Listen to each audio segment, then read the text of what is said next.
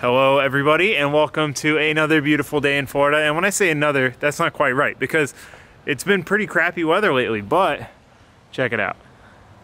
Dark blue skies, sunny, about 55, 60 degrees. Primo weather. Very happy that we have our nice cooler weather back. Not gonna say cold for you northerners, you yell at me. All right, what we're doing today, I'm gonna be cutting apart this transmission that I just got.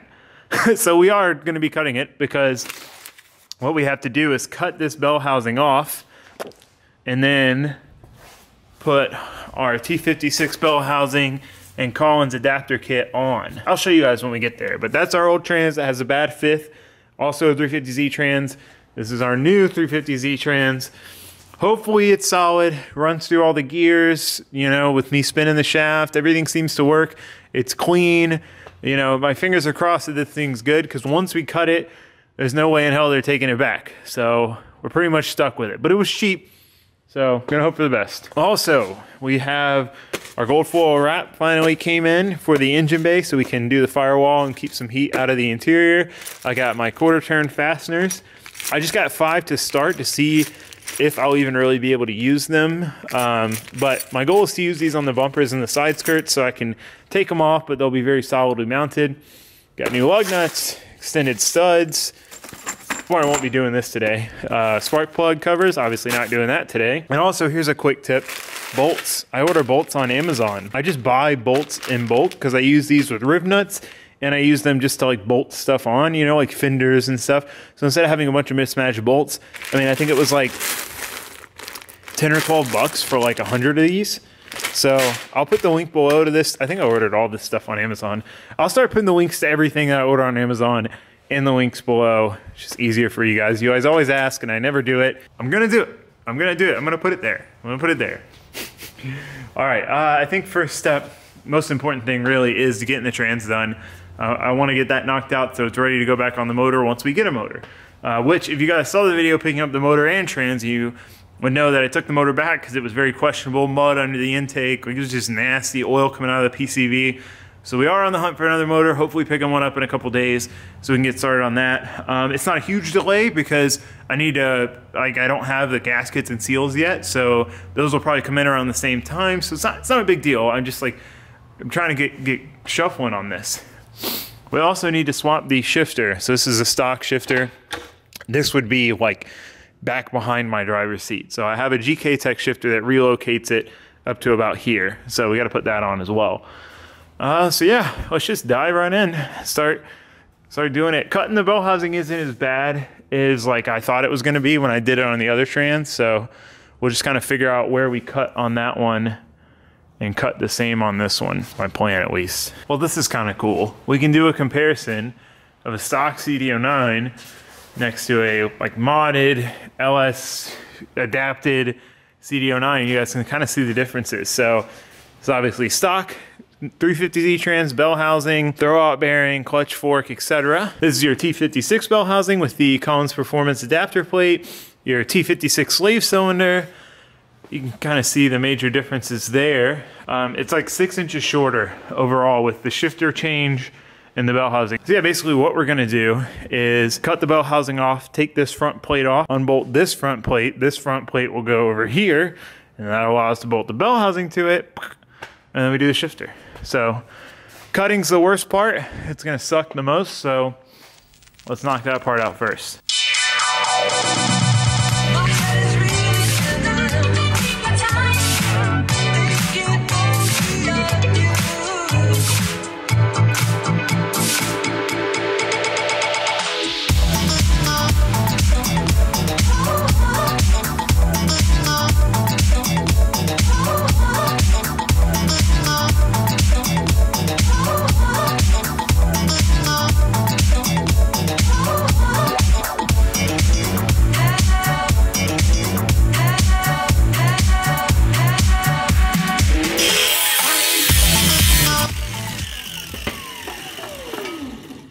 Ta-da! Oh God, look at all that aluminum dust. It wasn't so bad. It really is honestly a lot easier than people make it out to be. When I originally decided to do this, this was like my main concern was cutting the bell housing off, because it sounds hard. It sounds like it'd take forever to do with a grinder, but it's really not bad. Like, I used a cordless, like Milwaukee cordless grinder with just a regular cutoff wheel, and it goes through it just fine. I mean, that took how much was it? It was 16 minutes. The clip was 16 minutes long. So really not bad. It's definitely not fun because you're getting covered in aluminum shavings, but it's really not hard. So it looks like, you can see like but ta-da. Well, this is what it looks like with a bell housing on it. I'm very happy with my cut. One thing I want to do is, you can see that these two, this bolt and this bolt, are blocked. If these two bolts weren't blocked, you could unbolt this from this bell housing and pull the trans out in the car. Bell housing bolts are not going to come out with it in the car, but you could get this part off and do the slave cylinder or something if you had to, be able to inspect the clutch, be able to replace the trans, a lot of things without pulling the engine out. So the only thing you couldn't do is the clutch without pulling the engine. So I want to cut basically relief so that I can do that. But first we need to get that plate and bell housing and everything off of that trans to put on this one.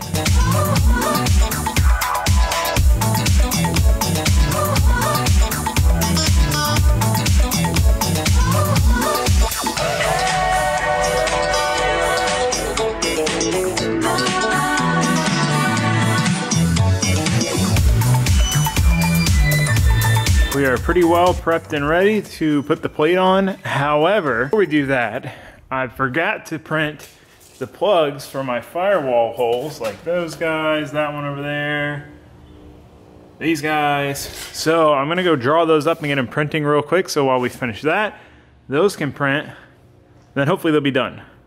I'll show you guys that process. Okay, so I have saved the most complicated one for last. Let me see if I have a picture of it over here. I'll put the picture on the screen. Okay, so basically what we need to do is make a circle that's bigger than that hole with a ridge in it, so it plops over that ridge, basically. So, super easy. Drawing in here is cake.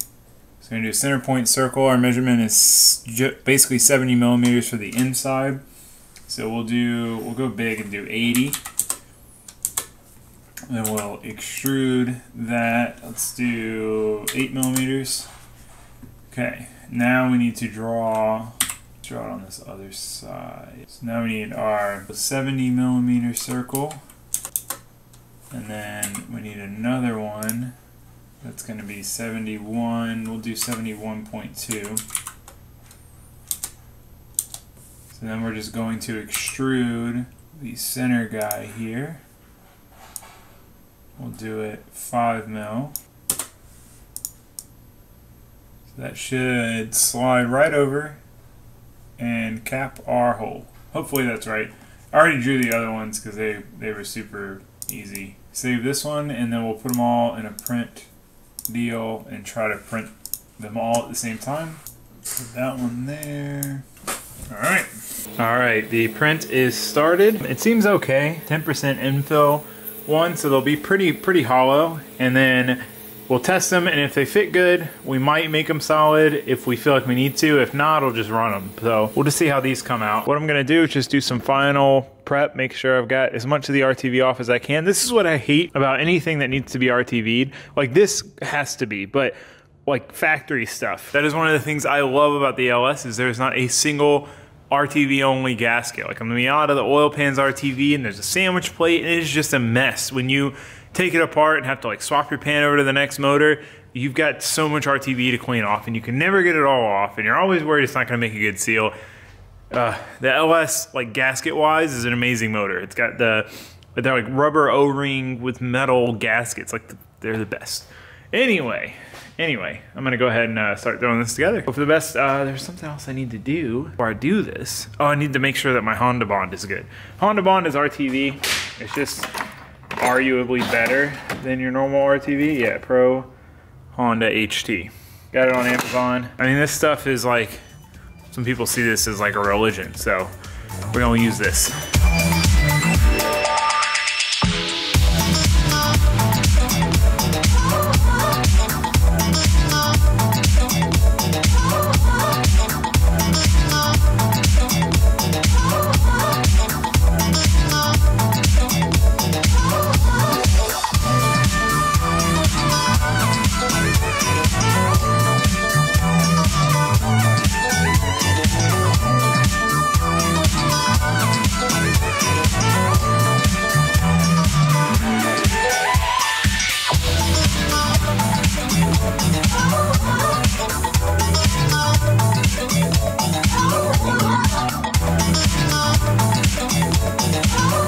Okay, got the bell housing set up on. We need to take this shifter off. We need to take that shifter off because we're putting that shifter on this trans.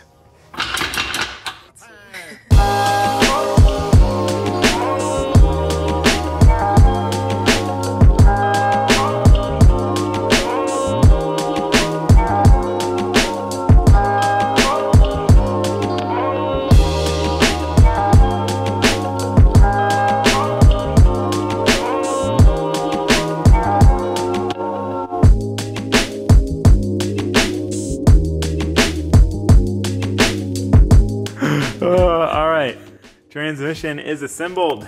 Bell housing, shifter. The shifter was super easy. I remember the first time I did this, it took me like 2 hours to put the shifter on. It just took me like 15 minutes or less. It's crazy how small this trans looks without the bell housing and shifter. Tiny. One piece of the puzzle is ready. At least one piece of the puzzle is ready. Obviously, need an engine. Hopefully we get one soon. Tomorrow we're going to work on the bay. There's not really any point in starting it right now because I'm waiting on those plugs to print. So we will wait for that and we will start back on this tomorrow. I'm going to call it a early day today. Relax, play some iRacing because I'm addicted.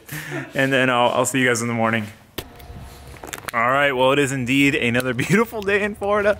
I'm sorry, we don't get them that much. I have to tell you guys when we get them. So we are getting a very late start today because Marco was having a meet at Ace Cafe, and I figured I can work on the car any day of the week. I can't go hang out with all my friends any day of the week. So as much as it pained me to not get work done to go hang out, because I just kind of turned into the type of person where I'd rather just work on stuff and get things done, I'm glad I went. It was really fun. I didn't film really anything.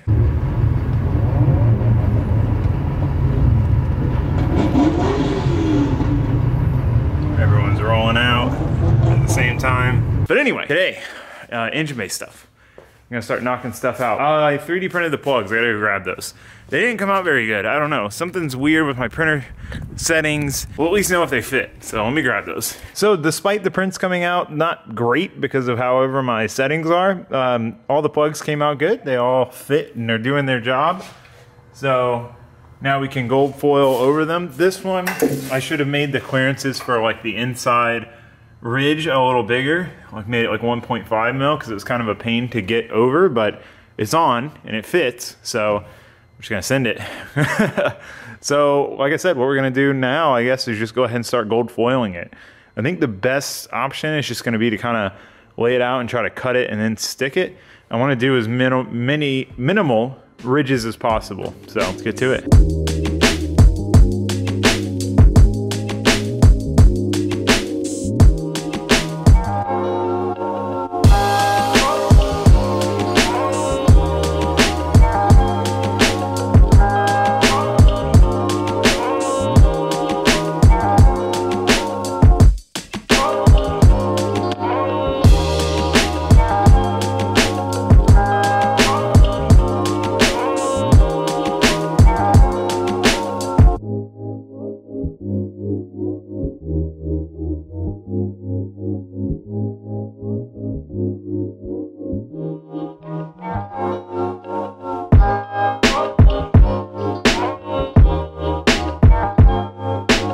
Ta-da! Bay is gold wrapped. It was so hard. I was trying really hard to keep the wrinkles out of it and get it to stick to every crack and crevice, but it is like impossible. If I want to get it to fit up tight to this pinch weld, then I can't get it to stick everywhere. But you know, it looks decent. I mean, I've never seen a gold foil job that's like perfect on a surface like this. There's always going to be wrinkles and stuff. So, I mean, it looks fine. It does the job, and that's like what you know it's going to look like. These wrinkles bother me, though. Dang it.